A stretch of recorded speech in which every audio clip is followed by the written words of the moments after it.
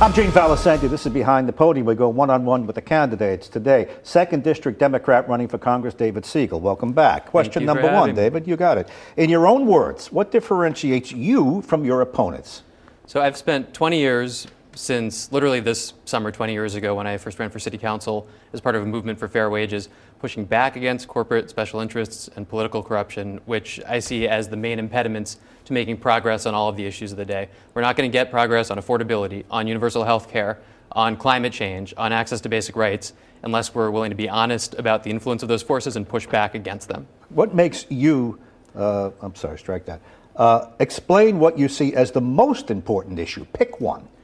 I think that, broadly speaking, it's the state of the economy. We need to make sure that the economy is fairer, and that means, foremost, a progressive response to inflation. So since the beginning of this campaign, I've been talking about the need for instance, excess profit taxes on the companies that are helping to drive inflation and are profiting from it, and returning those funds back to working class, middle class, lower income families to help them through this crisis. We also need fairer taxes. We need fairer wages. We need more unions. We need to expand healthcare access. So a whole myriad of things.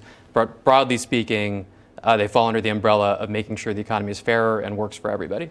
How are you uniquely qualified to address those issues? Now, what makes David more qualified in the next one? It goes back to what I was saying at the beginning. Like, for the last 20 years since my first run for office, I've been doing this work, and I've served as a legislator at the city level and at the state level, and I've been working on federal policy, legislative policy in large part for the past 10 years. And again, throughout these themes I've been talking about, pushing back against corporate special interests, trying to get things done that help everyday people, have been my focus.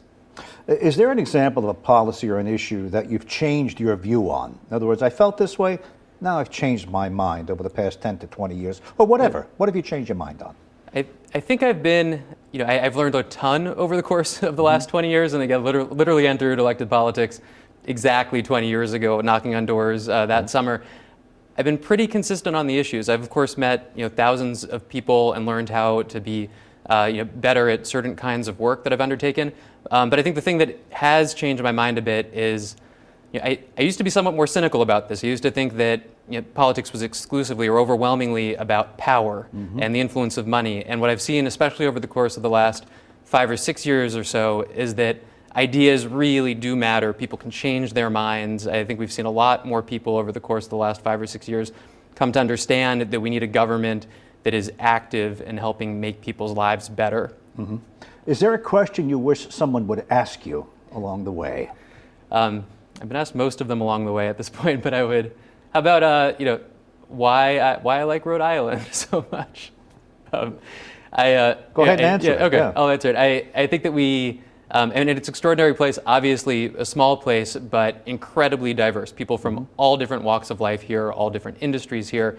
And that diversity means that people are interacting with people whom they might not otherwise have meaningful interactions with. Sometimes things can be fractious. Like, sometimes people can be a little bit cynical, but I think we're all participating, or at least most of us think of ourselves as participating in this project of making this state even better.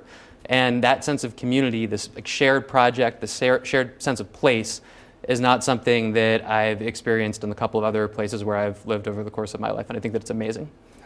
Who is your political hero? Do you have one, and why?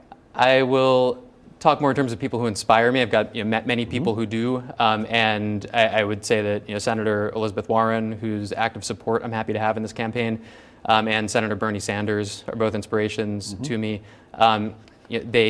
Senator Warren is known for deep technical expertise, understanding procedure and power in politics. Bernie is known for building mass movements and helping usher them into the halls of power and making sure that we can work together in order to make life better for everybody. In practice, they both do all of those things, and I think that they're some of the forces that are at the forefront of making our party better and making sure that we get things done for everyday people. Okay. And finally, what is the best advice you've ever received? So actually, I won't name the person, but I've got somebody in mind as I say this. When I first got elected again 20 years ago, I had somebody who was and is wiser and older than me say two things that I think were meant to apply to work in politics, but I think are great advice for life in general. And the first one is try to keep your commitments. People will respect you for that, and you'll be able to work with people who you might disagree with on a number of things as long as you're somebody who's understood to keep their commitments.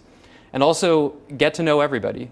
Don't dismiss somebody just because they seem different from you, because they identify as having different politics from you. You'll more often than not find some area of common ground where you can work together and have a productive relationship. Great.